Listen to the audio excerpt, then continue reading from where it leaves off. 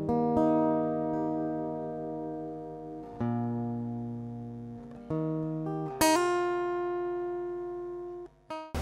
is our last session. It's a plenary session where we get an opportunity, as I said in the morning, to reflect on our 2 days of very animated discussions. And coming after the last session, which I thought was excellent, and I'm grateful, and my team is very grateful, that the way we had planned this program has actually worked out the way we had imagined. Where the last section and last panel would have been kind of more practical and also the climax of our discussions. So what we are going to do in this session is that Yao will flesh out some 5 or 6 issues around which we can have our reflections. And these are general reflections on all the panels, and even those things which you haven't had time to talk about, and to bring out the subtle points which may not have been brought. So, while it may not be avoidable, but as far as possible, let's have this session not a kind of repetition, but some of the same issues thought through more deeply, because we had 2 days of conversations, both here as well as among ourselves. And please feel free to raise all the issues, all the reflections, all your agonizing. Feel free to raise this, because this is the time for us to discuss this. And also begin reflecting on where do we go from here. I don't think, there's something in the program we say is the way forward. I don't think the way forward would be that all of you go and form communist parties. No. But the way forward, how to keep this conversation going. Because I think someone said in the last session, it is so important, particularly now, for progressive forces to have something collective, mutual support. Because we are not living the best of times, as I said before. So how to keep this conversation going and continue supporting each other. You know, we are during 3 decades of the neoliberalism, we are mostly become a rare species. And now is the time, the neoliberal triumphalism more or less over. Now is the time for us to, seize the moment, seize the hour. So, as I said, Yao will flesh out 4 or 5 points, then we can have discussion. As far as possible, that's a little more structured discussion. And I want all of us to participate, please. Not to leave just some people with dominant voices. But all of us participate. And then Yao will do his summing up. It's 2:10, so I suggest that Yao will give about 10 minutes. 10 minutes to flesh out. Then we can have discussion until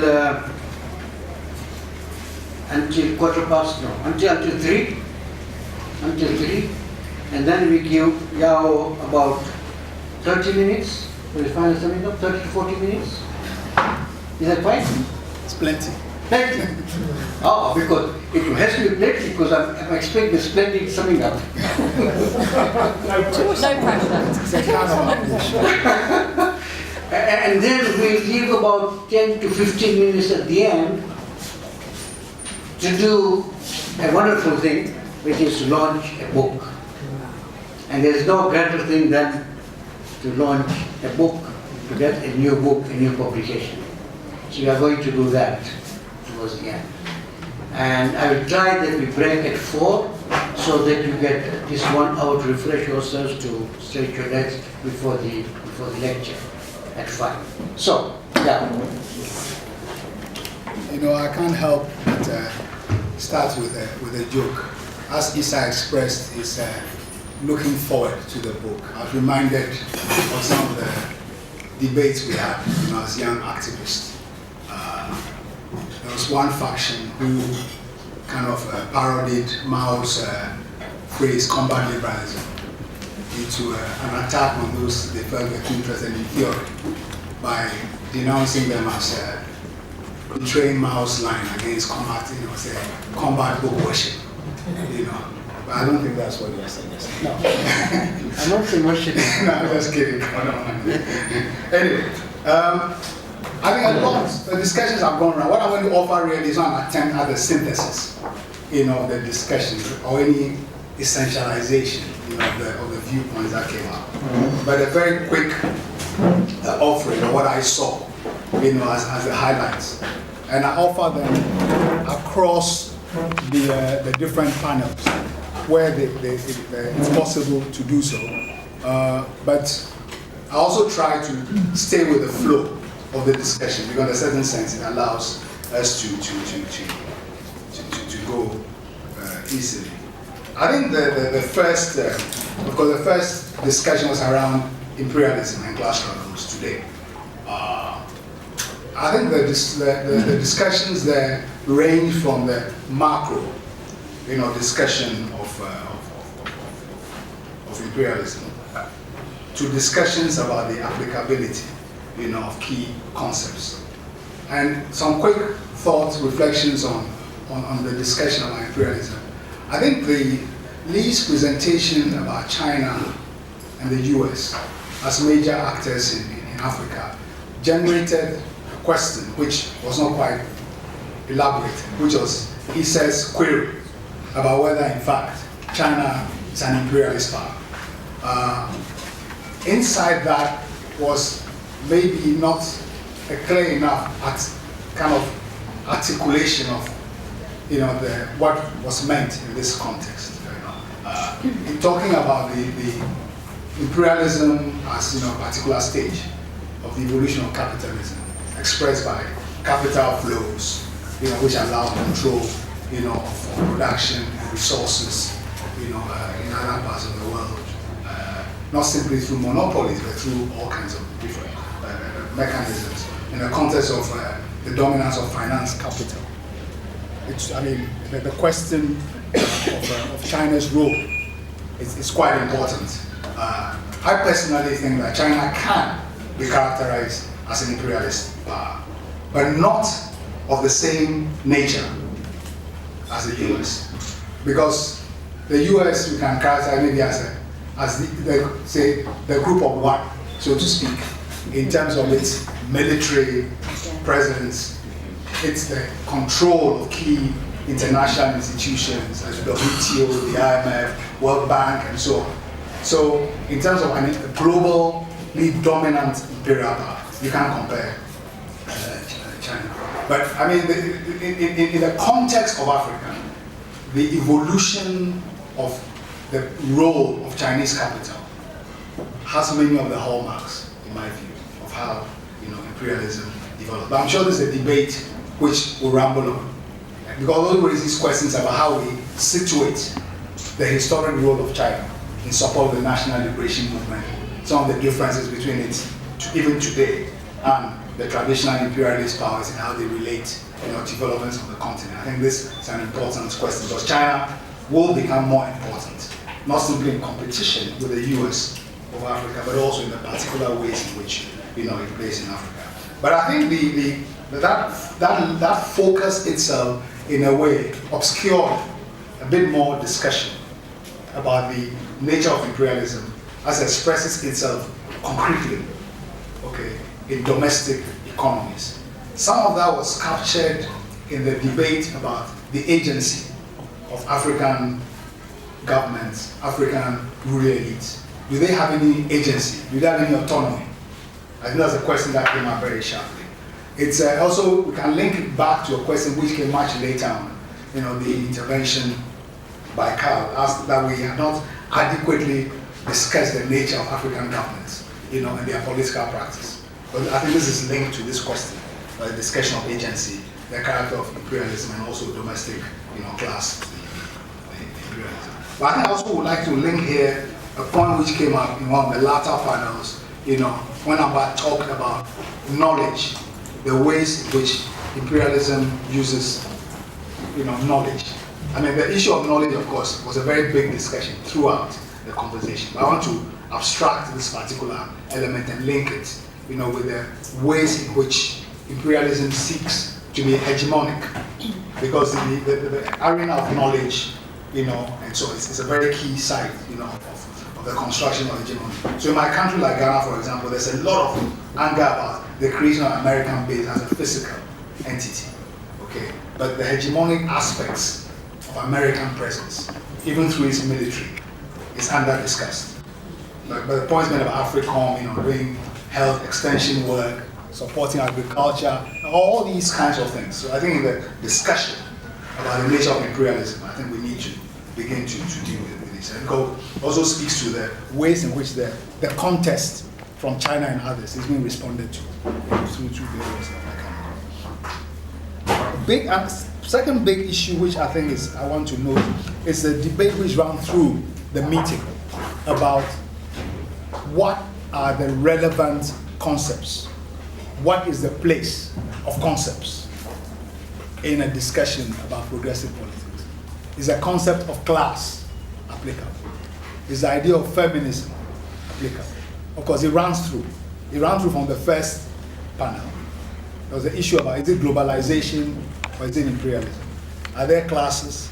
It runs through that and goes into the whole thing about the post-colonial discussions about how to build societies, whether there are classes in Africa, and so on and so forth. So that whole thing about concepts, how we construct knowledge and interpret reality, I think it's something that ran through the whole discussion. I think it's also related in a way to how we conceive of alternatives.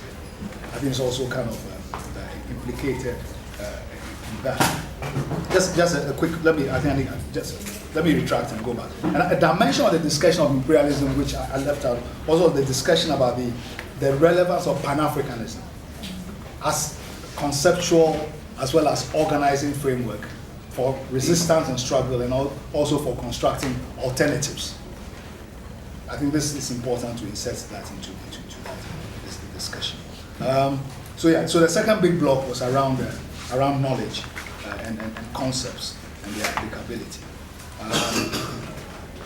The third issue that struck me that I want to raise has to do with forms of organization. A number of the presentations spoke about very concrete experiences of organization, whether it's roads must fall on campuses, whether it is a community organization, whether it's social movements in their heterogeneity from local to global, whether it's NGOization. All these things raise questions about forms of organization and their relevance or utility for purposes of mobilization, and struggle. And I think there's a whole big, discussion there. And I think the issue of the role of intellectuals, it's linked to the issue of concepts and knowledge, and also to organization and their roles. But this, I think, it's an issue that the role of intellectuals is worthy of noting. And I mean, that also rolls into the discussion which came up in the last panel quite a bit about knowledge. How and by whom is what kind of knowledge generated? Who controls that knowledge? How is it utilized? And how does the way in which relations around knowledge are defined, how do they sit in progressive politics? So for me, there's a meeting point of the issues of the role of intellectuals, organization, and the place of knowledge. I think there's a certain kind of relationship that is located there. And a dimension of this, which is kind of tangential, has to do with intergenerational relations on the left.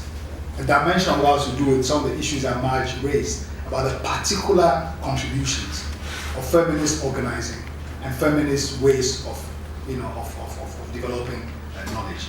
And I think these, of course, the generational and gender issues also bring us on the intersectional questions, which are relevant in the question of creating egalitarian relations within movements in ways which are also consistent with the socialist project. I mean, when I reflect, for example, about the times when I was becoming conscious, ideology conscious in a kind of theoretical way, it was striking how the teachers who were the sources of knowledge, in the relationships that were constructed, knowledge remained a form of hierarchy.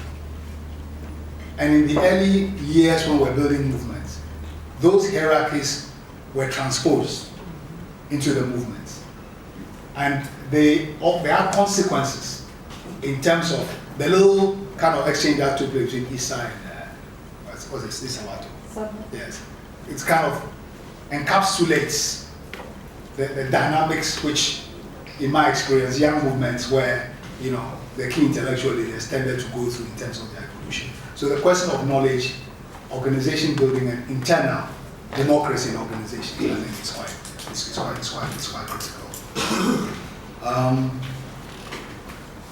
Then there was the issue of the legacy of the Bolshevik Revolution and the Arusha Declaration. I think there are a number of two main dimensions of the Bolshevik Revolution thing. We discussed this a bit in Accra, because just like many Marxist concepts have become mainstream, I think many of the lessons or legacies of the Bolshevik Revolution have been picked up and become muted, so to speak, of their origins. So there's into that here.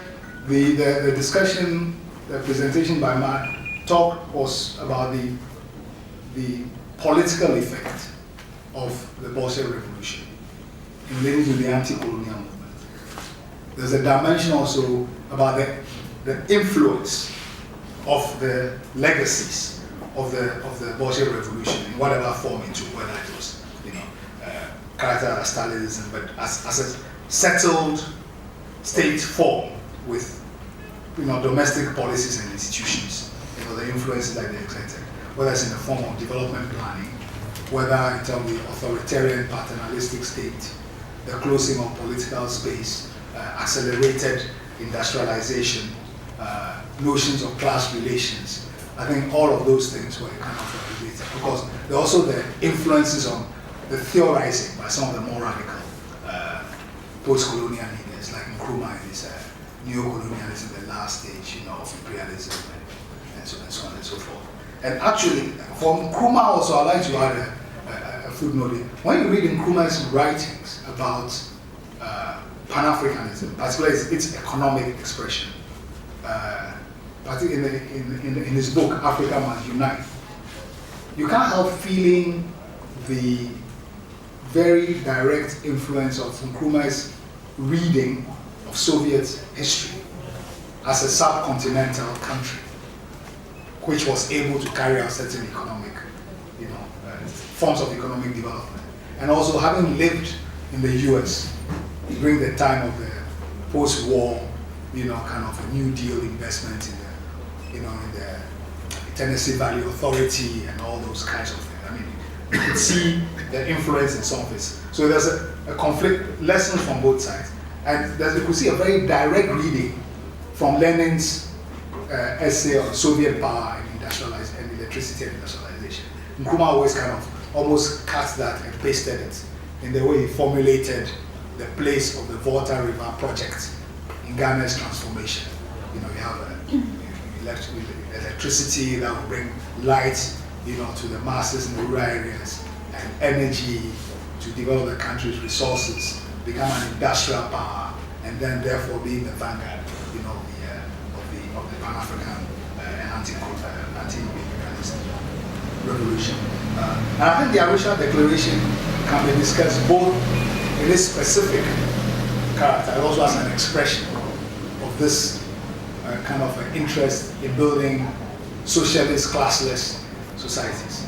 I think there's a bit of discussion about the particular, characteristics. It's anti-capitalist, but essentially, capitalist, state capitalist vision, of society.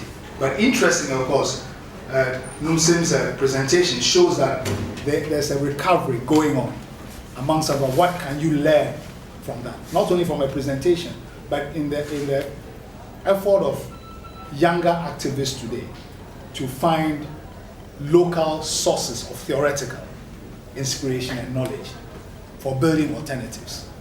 It seems that it's an interesting discussion there. It wasn't clear how critical that discussion is, or what elements of it. But the important thing is that it's found a new relevance as something for discussion.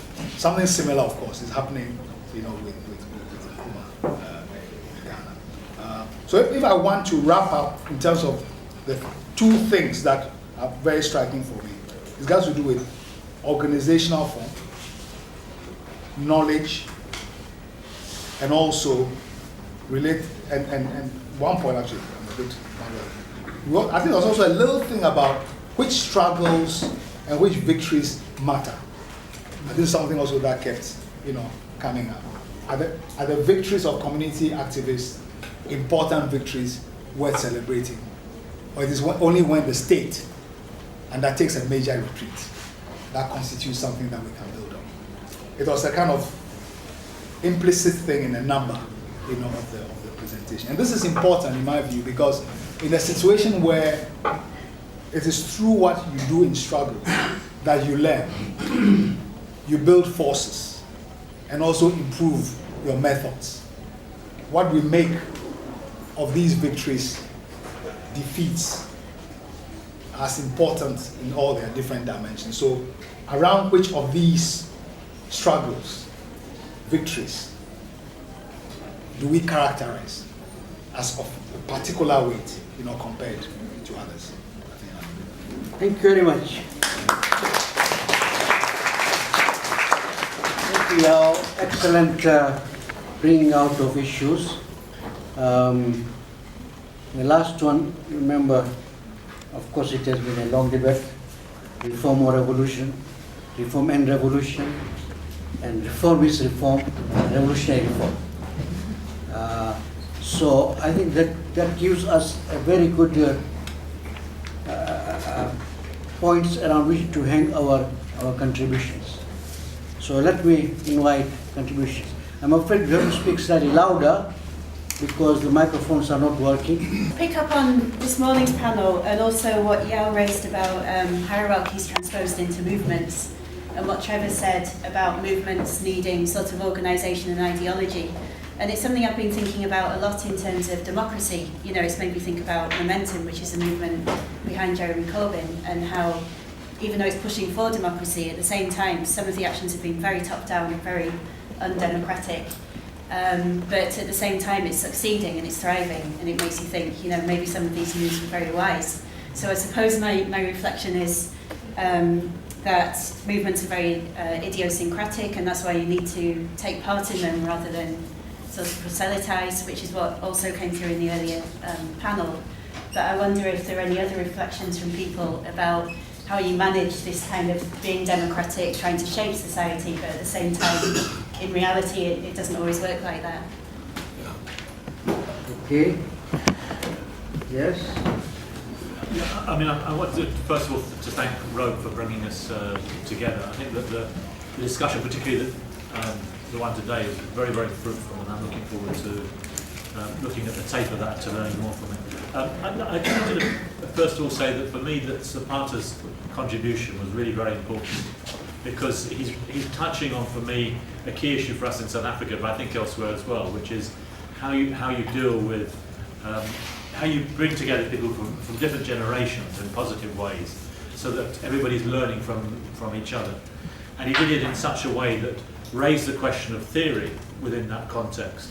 And theory which, for me, is particularly about how do we get unity in the struggle. I think a lot of the contributions this morning were, in one way or another, were about that kind of problem.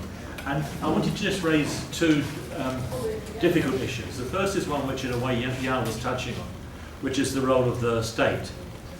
And perhaps, Yao, you might like to respond to other people, but it seems to me that it's wrong for socialists, the left, movements and so on, to participate in capitalist governments, because the reality of capitalist governments is that they then turn on the struggle. They turn on all of us who are in some ways trying to develop some kind of different future. I apologise if you get rid of this.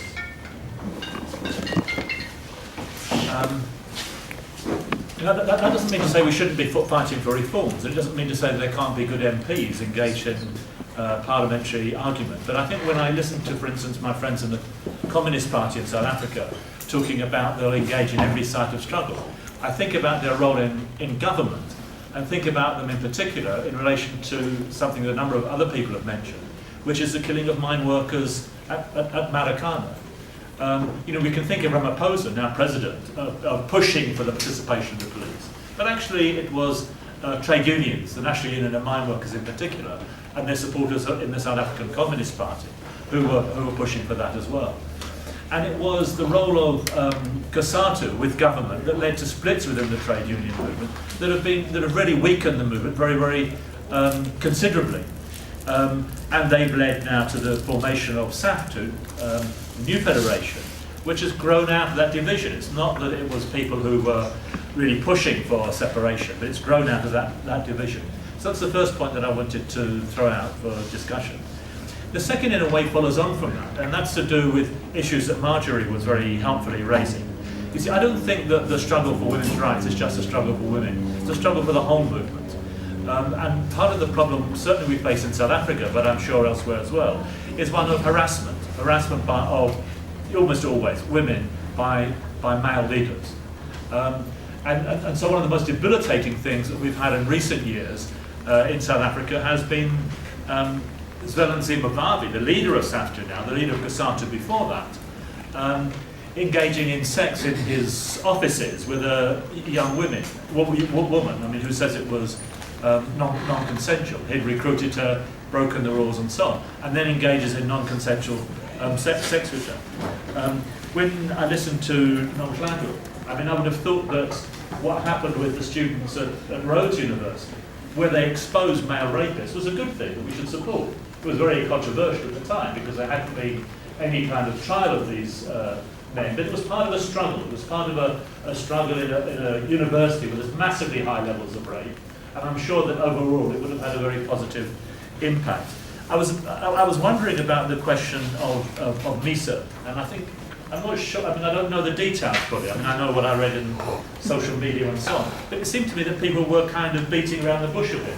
I think that what Mamdani did was to bully a younger woman lecturer, and we should say, you can't do that. If you're a socialist, you don't engage in bullying of a woman lecturer. You should be with her in trying to transform what's going on in that particular institution. And one can give other examples as well. So I'm raising two issues which I feel that haven't been foregrounded, but which build on some of the arguments that we've been listening to, very, very fruitful arguments.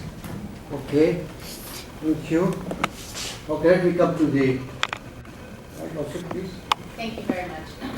First off, I think that we would sort of be doing ourselves a disservice if we didn't sort of somewhere in the future determine how we can collectively do some of this organization, whether it's on university campuses, whether it's with student activists, whoever we happen to be organizing with.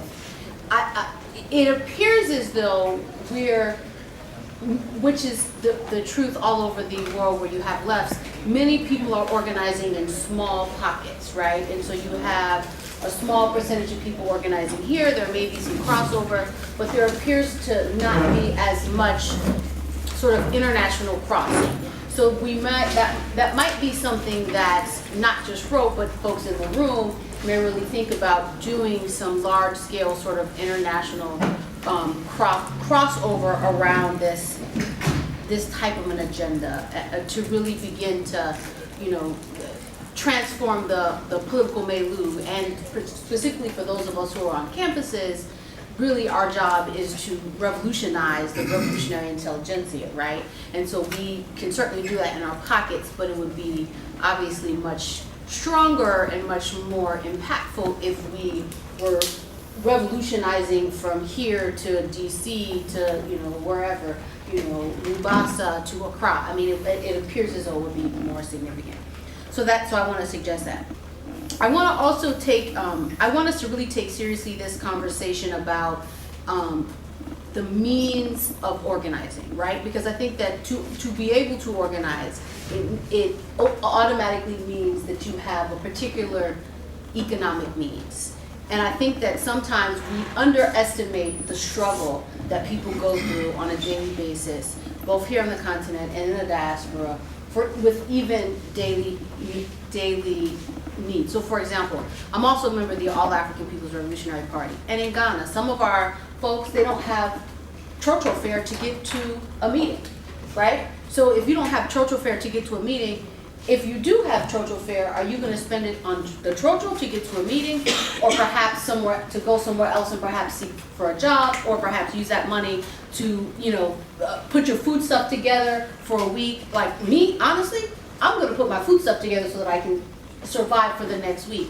So I think we really need, not that we can necessarily give people jobs, but I think we really need to begin to have a conversation about that, and that's a serious contradiction. Third piece, I want to just say, I think that we need to also recognize that Africa and the African diaspora are linked. And I don't think that we can have these types of conversations without having conversations about Afro-Brazilians. For example, the sister who got shot down in the street in Brazil a month ago. We can't have repressive state violence conversations in Kenya without talking about Black Lives Matter in the US. We can't have conversations about African people being repressed and or socialism without talking about Venezuela and Bolivia and Cuba. So I think that and again, we can't do everything every time, but I think that we need to also bear in mind that the African diaspora both has a stake in this, and then also can seriously contribute to the conversations and the experiences, and we can learn on both sides. So those are my points. Thank you. Thank you. Okay. But from this morning's presentations, what I particularly appreciated is your sort of running through the trajectory of movements and actions and groups, and maybe without enough time to go into contradictions within them, how they interrelated, how they drew from one another, but I think that's useful. And I also similarly found what Marjorie said really useful, just in terms of presenting the history of feminist organizing in Tanzania in a thoughtful, in a sort of self-critical, in a very gracious way, actually. So I appreciate that. And I think in some ways the conversation, the tension that you referred to was truncated. So there were lots of sort of wild or generalizing claims thrown about. So just like in Ghana, where you said the human rights movement grew out of the underground, that's the same case in Kenya. And I really would have appreciated, which we talked a little bit about as a sideline, sort of, so what happened, right? Because I know how the ideas of the left were tried to be infused, not just in the content of what the KHRC did and the movement did, but how it engaged. And it's really interesting to sort of see that completely dismissed out of hand. Not by you. We've had that conversation. Well, you have in the past. But I'm just thinking there needs to be a place where we talk about that, where that can actually be explored. And what it made me think about is some sort of body of work that can come from this, or that could be, well, for me, I thought about what could come from this. For me, is sort of really the need to document that, because I think that history is really not very known, except by people who participated in it, engaged in it, and so on. There's writing around it in terms of what was achieved in the broad sort of terrain of transition and so on, but not internally what people were really experimenting with, and the ways in which apparently the experiment failed and isn't known enough about. So that's something that really struck me from the conversation. The other thing that sort of struck me from the conversation was yesterday's, this idea of really needing to look at sort of all these pockets of resistance in a way that's more linked, right? And in a way that isn't so sort of analyzing, well, the examples that came up, Cameroon, Ethiopia, in a way that isn't sort of explaining the protests and what they're grounded in, or explaining the state reaction, but sort of what's their deeper meaning, and sort of how is it that all the actors around them, because of course they're always internal, domestic actors around them, external actors around them, what is it we can be doing, should be doing to infuse that with some sort of deeper, longer meaning? So I got that out of the conversations as well. And then I really heard what the colleague at the back said about survival, and I thought, wow, it's really easy to sort of fling accusations around and sort of fling assumptions around about people's backgrounds, why they do what they do, their motivations and so on. And I don't know what continuing the discussion on quote-unquote survival would mean. And I don't really know what the expectation is, because of course, anyone that's a conscientious organizer, if you have women there that have kids, you try and cater for that, right? If you have people who obviously can't pay together, you try and cater for that. But beyond that, what is the expectation on survival? I mean, what is the task that is being asked of people? Okay. Yes, William. Good. Yeah, thank you.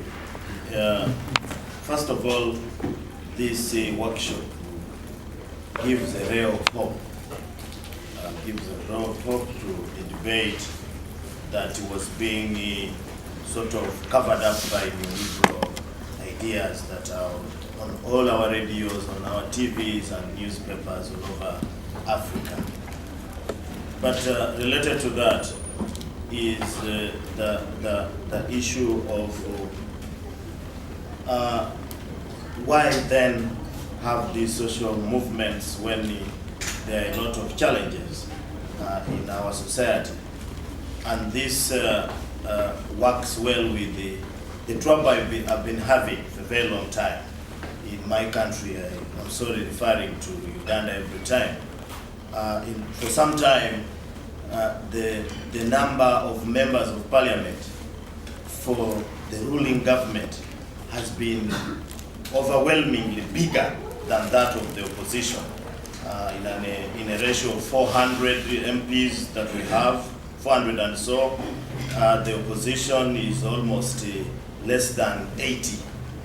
And therefore, there is a bill in parliament which is neoliberal, and that bill, you just think it will walk through.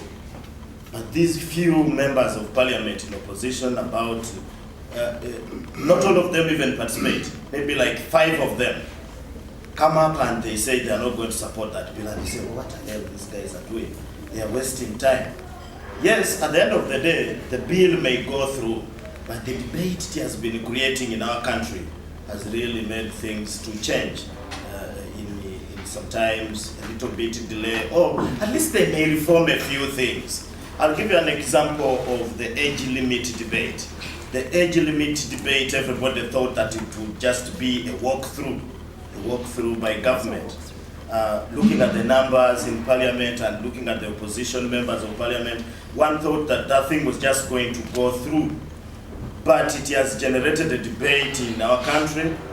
They lost, yes, later they lost. The opposition members lost.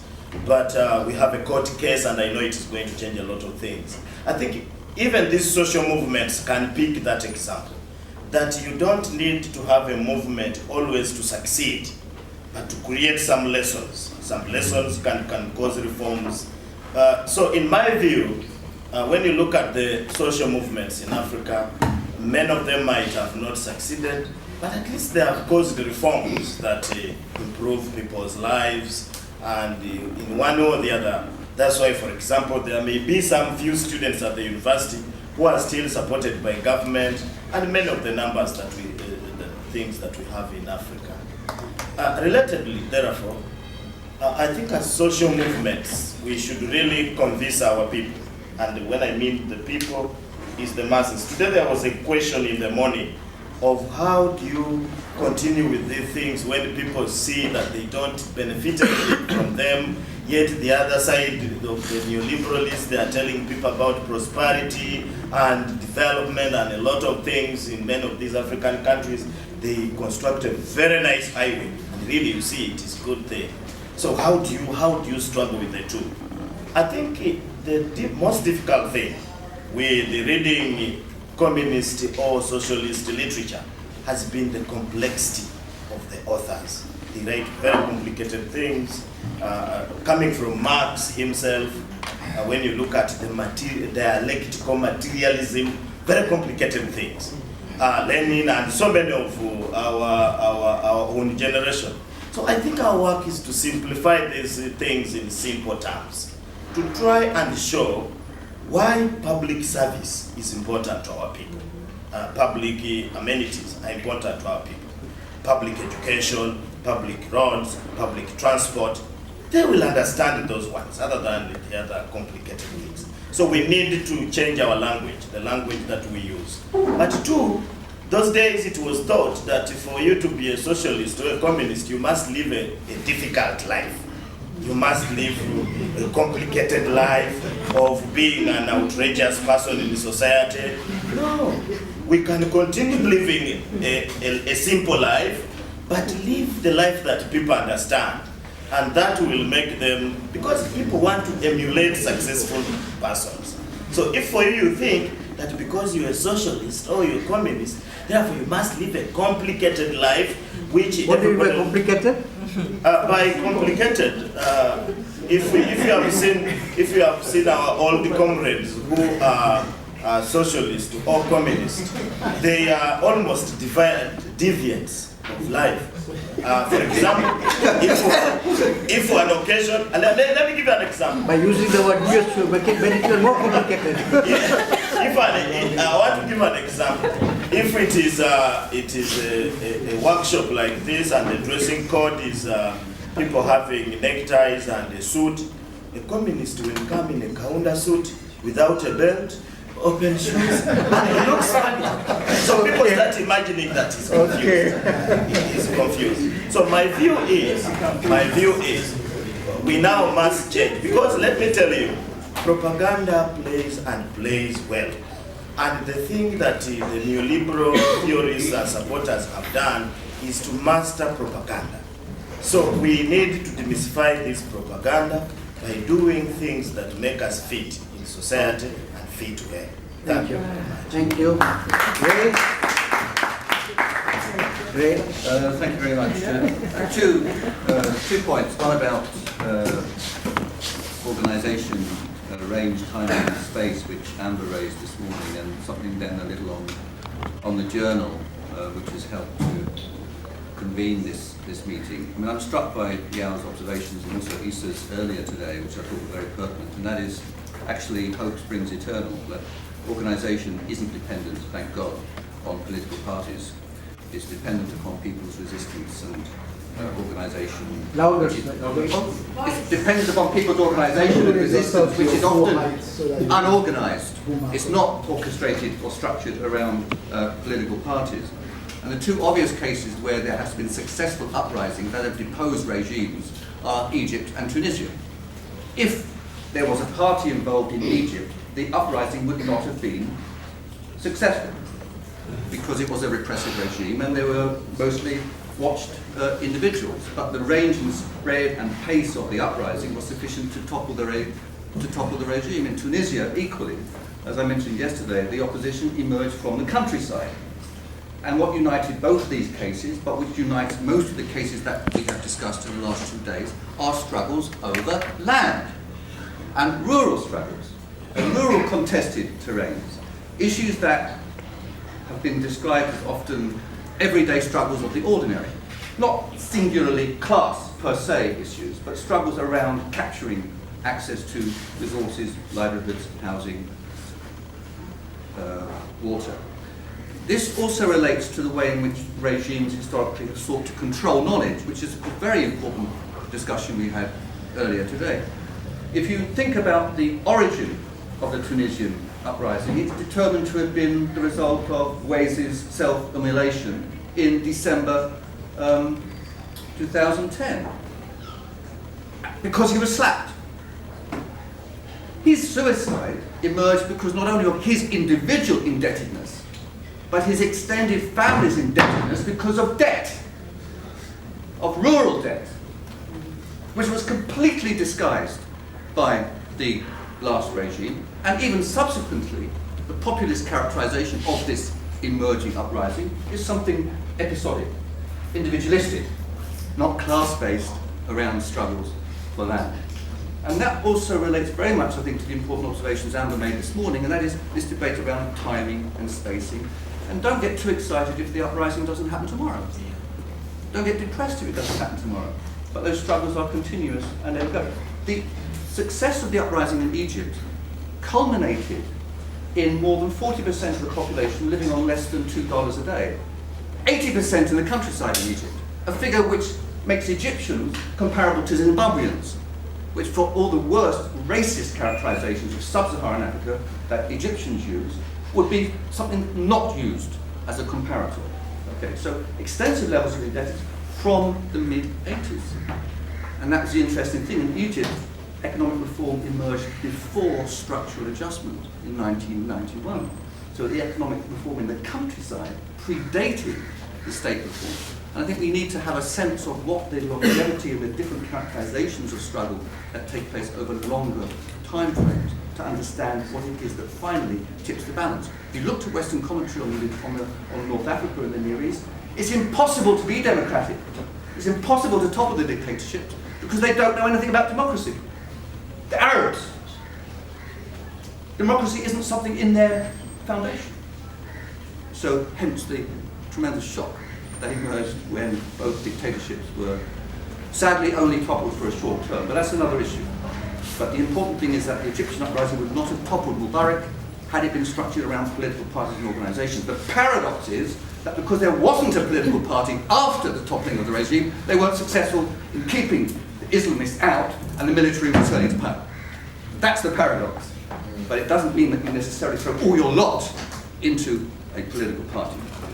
What that then means for how one conducts opposition and resistance in the most repressive regime on this continent, which is Abdel al-Sisi's regime in Egypt now, raises another set of issues. How the hell do you contest that level of repression when you cannot even put one line, as Amber mentioned this morning, on Facebook?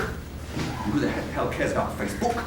But if you put one line that criticizes the regime, you're incarcerated, and you will be forgotten, and you will be disappeared. A Leeds University student, subsequently doing his PhD, Giulio Regini, is savagely murdered and tortured before his death in Egypt. And we should never, ever forget the consequence of that. And certainly my colleagues in British academia should never forget the consequence of that issue for academic research. So I guess that's the most exciting thing I want to say. Briefly, what do we do as a journal as a consequence of this meeting? And do you care anyway? Don't answer that too quickly. Do you care anyway if you can do this kind of thing without a steer or a funding initiative that might emerge from the Journal of London? What is it that we have managed to help promote with incredible partnership here and before that in Accra? How do we draw on the kind of observations Yao made about knowledge, the role of intellectuals, and the generational shift that takes place, not just in academia, but within the journal itself? We have ourselves, if we wanted to share some self-criticism, intergenerational shift in the journal, the Review of African Political Economy. What is it that you would like a journal like ROAPE to try and do differently or better? Is it about more contributions? Is it about sharing how those contributions emerge, who and how agendas are set, who and how those agendas are shaped? Where do we go to from now? More workshops, more engagement, more mutuality, more development action. It's been wonderful to experience the comradeship with disagreement here in the last 2 years. It was wonderful to experience that equally in Accra. I hope the South Africans will keep their end up when we go to Joburg in September. But how would you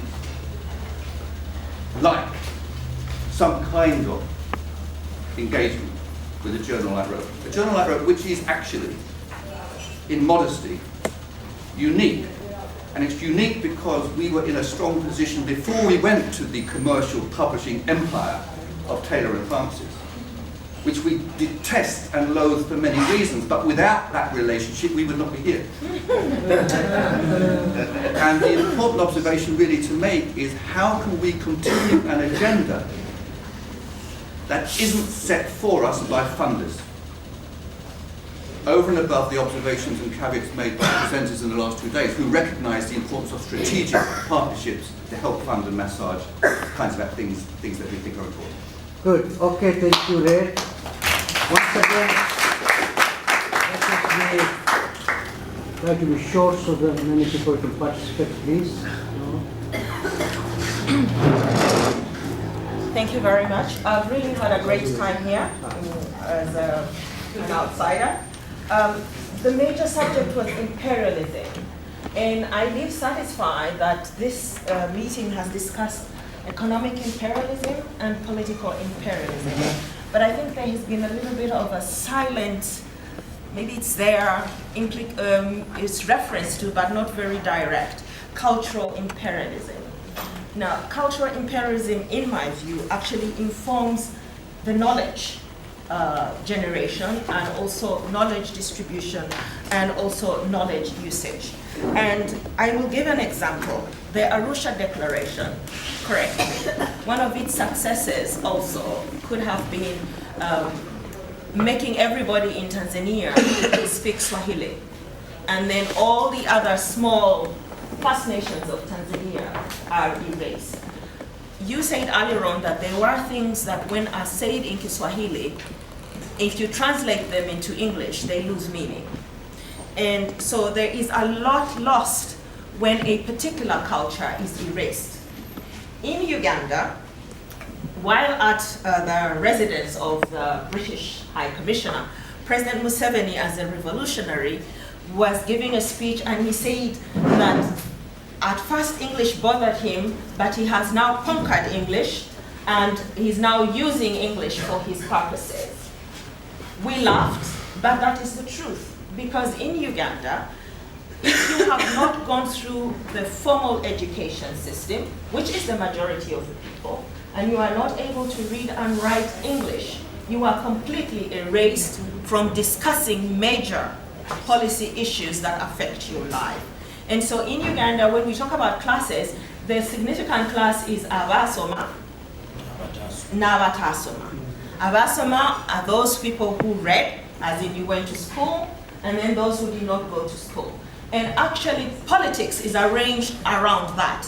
And so during political campaigns, politicians have to know the local Ugandan languages, the national languages. They have to campaign in the national languages. But when they enter parliament, they have to speak English. The qualification for entering parliament is ability to speak English. And so you find a divide there where someone who doesn't speak English well is considered not intelligent enough to represent their people. And so we need to interrogate this, because some of the things we talk about here, the myths and factoids, the basis on which we design our studies. So they are myths and factoids which maybe big capitalists are promoting. So for example, in Uganda, constantly I say, there is very few, if there are there at all, in Uganda, farmers you can call subsistence farmers. Okay. They are not there. And so the whole idea is we need to really think about the mindsets. Where is it coming from? So if it is a social movement, what knowledge systems are informing that social movement? Is it really the knowledge systems of the cultures and traditions and belief systems of the peoples of that community, or is it the knowledge systems that are being imposed from a different culture to be adopted within that culture? Okay. I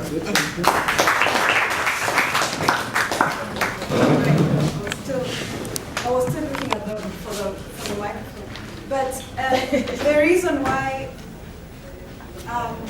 the Arusha Declaration became so critical for us, really, because it didn't come, we are not interested in rereading it. It became a document that we made reference to, and serious reference to, because of the political condition that we found ourselves in.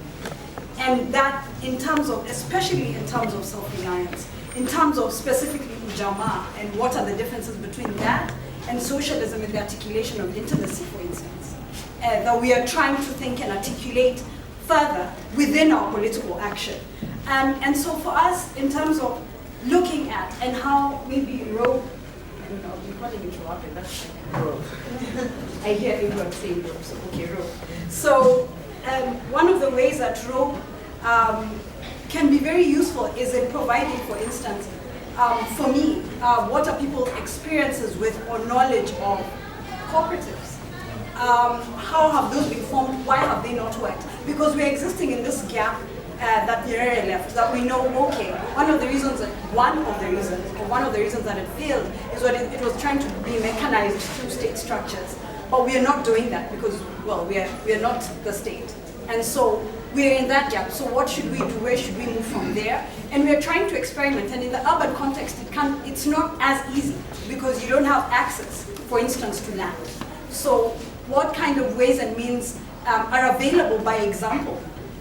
So those are some of the things that I think I would really benefit from understanding that further. People who are doing that, how are they doing it? So we have examples from MST and a couple of other places of some friends who are living in communes in Western India. But that would for me at least be very useful. The second one would be in terms of a radical participatory democracy, that's kind of, in a sense, I think sometimes pushed aside because we are thinking democratic centralism is the only way that we can theorize organizing leftist political formations.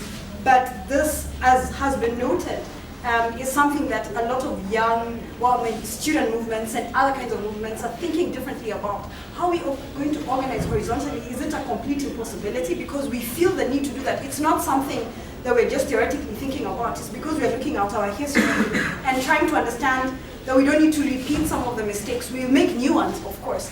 But let's try at least not to repeat the old ones. This is what is available, horizontal organization. What else is there? So when you look at some of our friends or our comrades in Rojava, people who are trying to organize outside of state structures, what are those possibilities for us? Because this is something that's very available historically for us in many of our communities, coming from pastoralist communities. That's a very obvious, it's not this incredibly radical anarchist thing. There's something that for me is probably growing up or something you almost take for granted because in many ways you still have lived in the margins, in the marginal spaces. And that there's a radicalness that comes with having to live there that I think we can learn a lot from. So for people working in those specific areas, what are the contributions I think that can be made is something I hope that we can speak about. I also want to speak about very briefly and for a very short time, miser. Because it's a very, of course I can't get into the details of it because I'm sure people read and made out what they made out of it. But it was a very steep learning curve for myself, Sabato Baha, and a number of other students who are still paying the price because we are trying to figure out our lives. We are not in school. So in terms of that intergenerational discussion, which also I think is something that needs to go into, we thought about it, the theory of organizing practically. It was supposed to be a very revolutionary space, which is why many of us went there. There were options to go elsewhere, but we decided to go there because we thought that this is the space that we've been looking for. We understand the limitations, but we also think that this is a space that we can build from. But that limitation was so severe and so tyrannical for us. I mean, this is our understanding of it. But what was maybe even painful was, it's not as if because we said so and because we are young, then therefore, well, I don't know how I can say that so much anymore. But anyway, because we are young, comparatively at least, that we now have the license because it is coming from us, therefore it is the truth. I don't think we have felt that way. At least maybe the expression, or maybe the very passionate expression might maybe make you think that that's what, but that's not, we are very welcome to, and we are very happy for critical engagement. But for engagement, you can't, I mean, there was a complete dismissal. People, in fact, it was not a dismissal. Everyone ran to the aid of Mamdani. Who cares? Who gives a shit about the students who are, why were they protesting? I don't know, let's just write a petition and clamor for Mamdani. So you see, so we feel that it's not like we are saying you have to come to our aid and support, but you do have to speak with us. You do have to, at least if that's what comradeship is on the left, if it's, what's left of the left. But I do feel that there needs to be that critical engagement in terms of trying to understand what was your position. Why did this happen the way it did? Because because you feel that, and when you go against Mamdani, you're putting yourself on the line, and we did, and we felt, we know that. So we are asking from maybe the more secure spaces where you are, at least for an engagement. It's been very difficult even trying to find spaces where you can get a kind of maybe a scholarship, or if not a scholarship, like someone who wants to supervise it, because people are like, I don't want to touch you, like I don't want to have a fight with Mamdani. So we're just like, and the reason why, and he knows that when we have conversations or when we are discussing with him, the reason why we went is because we truly do believe in what you wrote. This is why we are there. So we still do. In fact, we keep quoting him back to himself.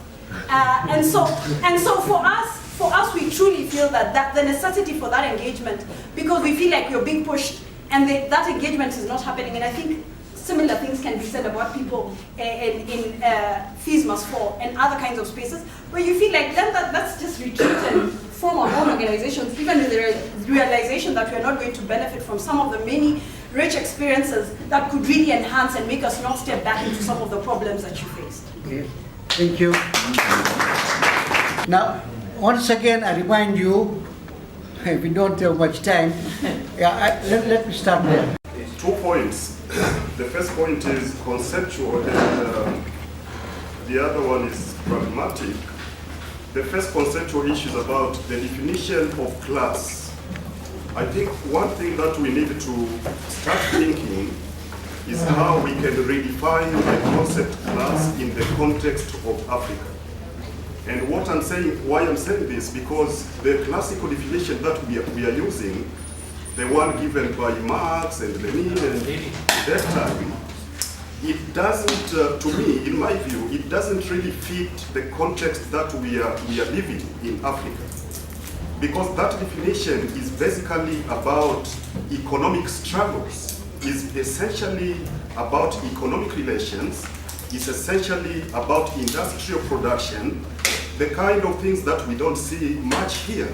Here we are living in a society which is still rural, society under subsistence economy, society, a very patriarchal society with all kinds of competing identities, ethnicity, religion, and all this.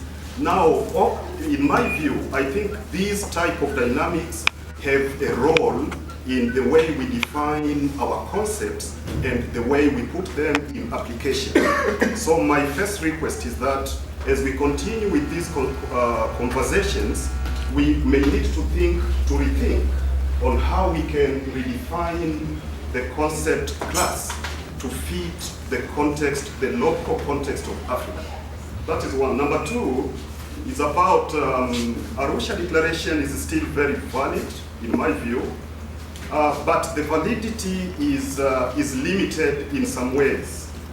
If I was to grade, I would give Arusha Declaration 40–50%. Why? The aspect of self-reliance is still very important today. Two, the aspect of trying to create resource nationalism and to try to create a sense of resource and even social justice, that is still very relevant, and those types of concepts. But why am I reserving the other 50–60%? The basic assumptions on which Arusha Declaration was based, in my view, they were shaky. They were not realistic enough. Why? That declaration was talking about the type of vocabulary which is not well known to the people. The vocabulary about equality, the vocabulary about egalitarian relationships, the vocabulary about a classless society.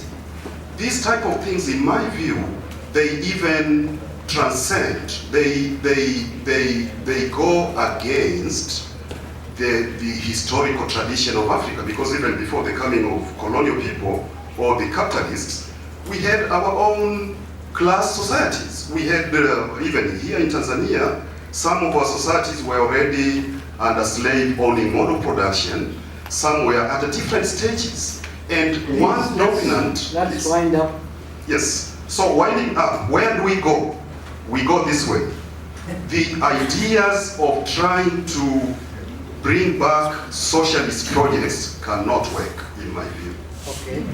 What we can do, we should emphasize the ideas of Pan-Africanism to open more ground, more space for interaction, exchange, and sharing. So we can compete with the West, with the North, on the same ground that they are doing. It's about their solidarity that is defeating us. Let us create our own solidarity to defeat them. Thank you. Thank you. Okay, I've seen your hand, so please let me you. And I'll take one more here. Thank you. Then I have to close. I want to talk about two concepts that we could have used more in this meeting yesterday and today. One concept is crisis. I think the concept crisis is very much in Marxist literature. And perhaps we would have raised questions of the current crisis, today's crisis, and to be fair, should have started with the crisis of socialism. What? Socialism. Yes, and we should have gone on to discuss the crisis of capitalism, crisis of the state, whether socialist state or bourgeois state. We always, I have seen students at master's level doing essays, advantages, disadvantages, and recommendations. And all the recommendations go to government. But what is it that government is capable of doing? And what is it that government actually is now totally incapable of doing? The crisis of the middle class, the crisis of the university. Today, I mean, for those who entered university in the 1960s, what does it look like today in Africa? The crisis of pre-existing theory. You know, when I come into a system and they tell me this is how it has been done, this is what you need to know. How does it work for me? Then the crisis of knowledge. I have read in places that are not necessarily Marxist that what we know today, the knowledge we have, cannot help us solve the problems of today. We just need to look beyond what we know. And the crisis of progressives. The crisis of neoliberalism, but also the crisis of feminism, the crisis of elections. Now, having said that, I mean, we cannot move forward unless we recognize the situation in which we are right now. Having said Okay, I that, have to cut you short, I'm afraid. the concept of modernity, Mr. Chairman, only once. Okay, only one. The concept of modernity, I don't know, are we, is the left wing constraining itself within the boundaries of modernity? Or we need to look beyond, and I'm not talking about postmodernism. Africans have been victims of modernization.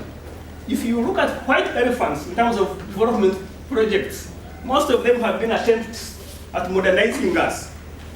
And now, some of the projects that happened in the socialist world, large-scale agriculture, mechanization of agriculture, as a progressive thing, has now been adopted by the neoliberal order. And they are talking to us about green revolution. So today, it's not the socialists who are talking about elimination of the peasants. Your one is over, please. Sorry about it. It is the government which is talking about eradication of the peasants. Thank you very much. Thank you very much. So what are we Your going hand to was do? up there. I want to just say three things. The first really is to pick up on something that Ray said about where this leaves a journal like ROAPE that took the initiative to organise these workshops with our comrades and partners in different parts of the continent. One of the original objectives of the journal was that at some point after the final liberation of the continent, that the journal moves back to the continent, or at least a part of the journal moves back to the continent. A question for a journal that is unlike the huge numbers of academic journals in the north is that a project that we hope to return to? Is that something that we should bear in mind? Am I not speaking loudly enough? I can put my shop steward voice on if you like. So the second question is the question of whether we return the journal to the continent. That some part of its editorial production, some part of its activity and its resources moves to the continent, and that's a question that we hope that we're going to begin to answer in the course of these workshops. The second thing is we have an extensive editorial board. I spent some time in the last 2 days talking to comrades who've had incredibly painful and dramatic experiences in Uganda, and particularly with Mandani. I think that we also have to return to who exactly sits on our advisory boards and those who bring oversight and radical scholarship, yet practice in ways which we find abhorrent and appalling.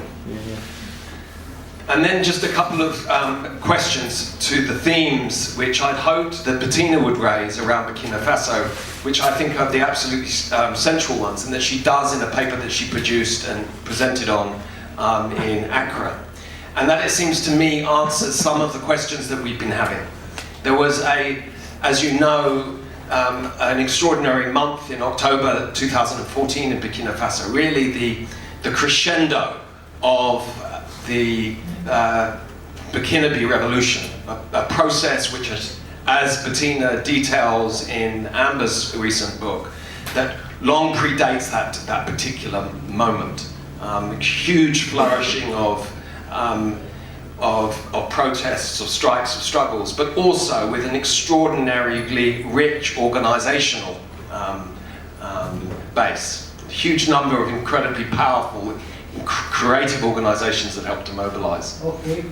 The question was, for me, central to that, is that the final failure of that revolution, the surrendering of power, which you can see in extraordinary videos on YouTube at the end of October 2014, where civil society representatives of the mass protests handed power to the military, caught on film, and then a week of protests hardly recorded, campaigning and battling against the confiscation of that power, leaves the question to us, to all of us, on what sort of organisational forms, and I'm not talking about political parties. Is obviously accessible if people have access to universities and so forth, but we also have we have kind of two websites. So we have one website which is ROAPE.net, which is basically an archive of everything that's been published by ROAPE up until ROAPE.org. That's everything that's been published by ROAPE until 7 years ago, which is free for anybody to access. So even if you can't access the new stuff by the journal, please do go to that and look at what's been published and see what's of use and interest.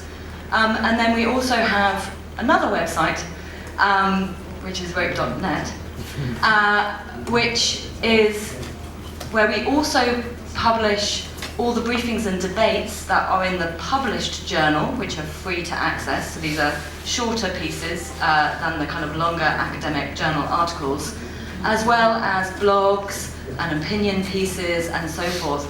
So please do go and look at those two sites, rope.net for the archive of journal articles, rope.org for the archive of journal articles, and the other website for the blogs and briefings and debates and so forth.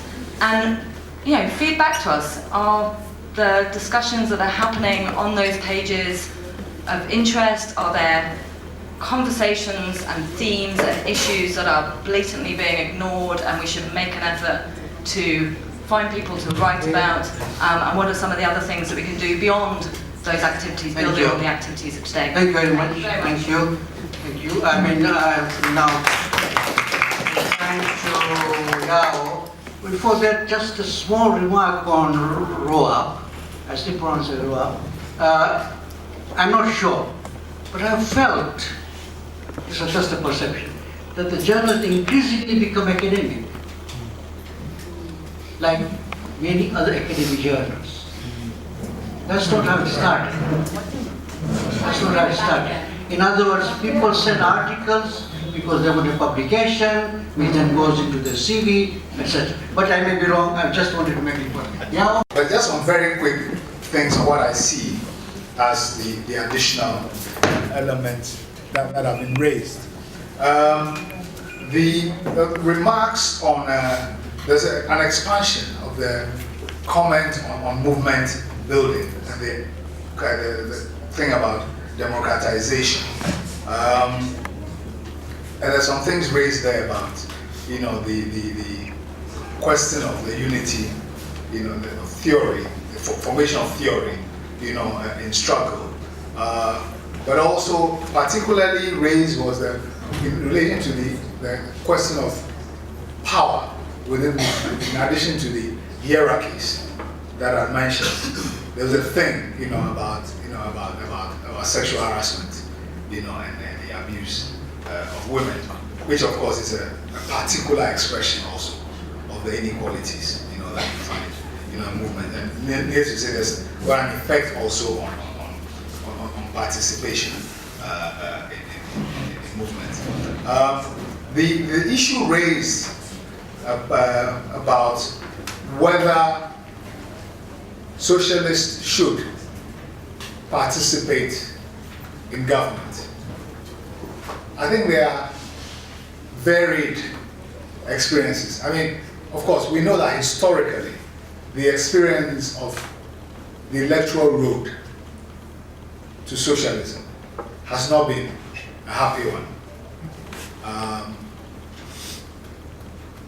In some ways also, the current history of the evolutions of the revolutionary road to socialism also offers some sobering lessons in terms of mutations of parties and so on and so forth. But focusing on I think this is important in the context where electoral politics is the dominant form of the road to power, in countries. I mean, the example Leo gave of the protesters handing power to the generals, and Ray's example of the masses deposing the regime, but not having the organization with which to rule, makes the issue interesting in a particular way. I mean, my own experience of this really was in a coup d'etat context in Ghana. It didn't end well, because as the regime consolidated, people from the left ended up in exile. They died, they were expelled, they ended up in prison, and all their organizations were destroyed physically. Of course, it may not be the physical destruction of organizations that take place, but the delegitimization of organizations. In a certain sense, it's the effect of the delegitimization, in my view, has an even more damaging effect on people's faith in the message that is coming from socialist organizations. I mean, so that for me is an important general point to note. So I'll be cautious about that. But of course, there are moments too where, in a certain sense, those parties, because their own roles in certain struggles, find themselves an important part of blocks which have to go into power. So I don't think it's possible to make a general thing, except to maybe to have some comments and caveats, about the dangers and challenges of the point that was raised. I think the issue of survival, we've kind of come back to it, and with all these questions, I think are relevant here. What can movements do on the question of survival?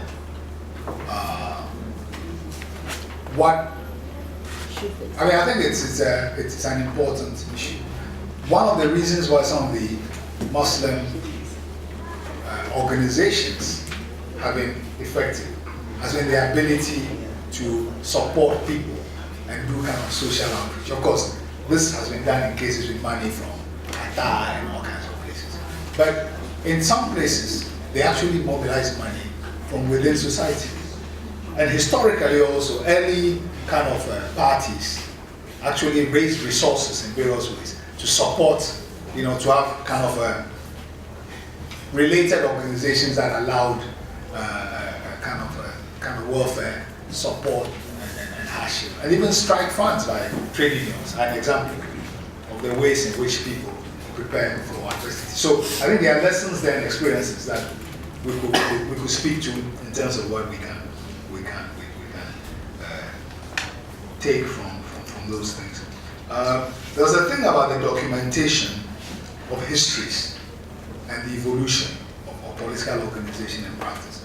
I think it's an important point because one of the things that it helps to avoid, of course, is for people not to become boring old men and women who are always repeating the same stories, to younger people, because it's all documented. And then the debate can be around, the narrative. And it allows them, because there are histories, which can, at the very least, if not teach, can help avoid repetition of mistakes. And I think across the continent, instead of looking at our own country, the vacuum in terms of the history of the left is very big. And I'm sure that there are other areas where this can be said. There's a thing about the simplification of Marxist literature which confused me a bit. Also because of where it landed. Okay. So of course, can we have any controversies about communicating effectively? I think it's an obvious point. I personally remember the first time I got up on the university campus to speak at a rally. I used what was described as a big word, and I was shut down by the whole place just erupted, and that was the end of what I thought was my very militant intervention. So there's something being said for simple language, but at the end of the day, it is a clarity of concepts which has to be captured in the language rather than the other way around.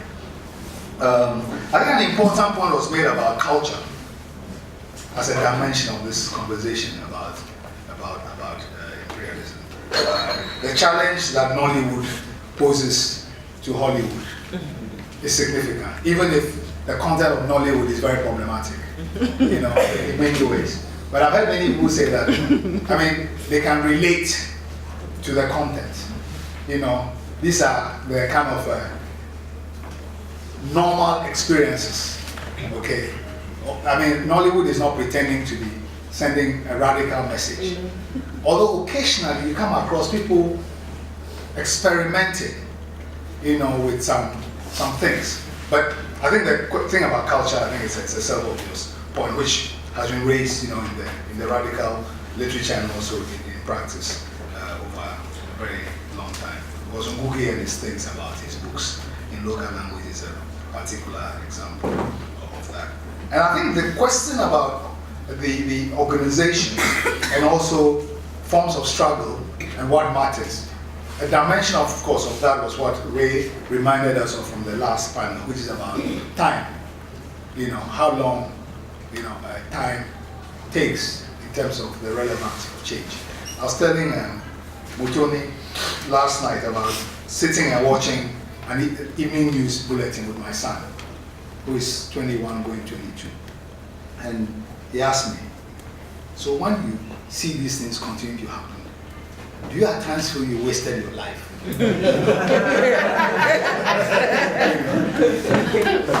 But it led to a very interesting conversation. How do we understand change?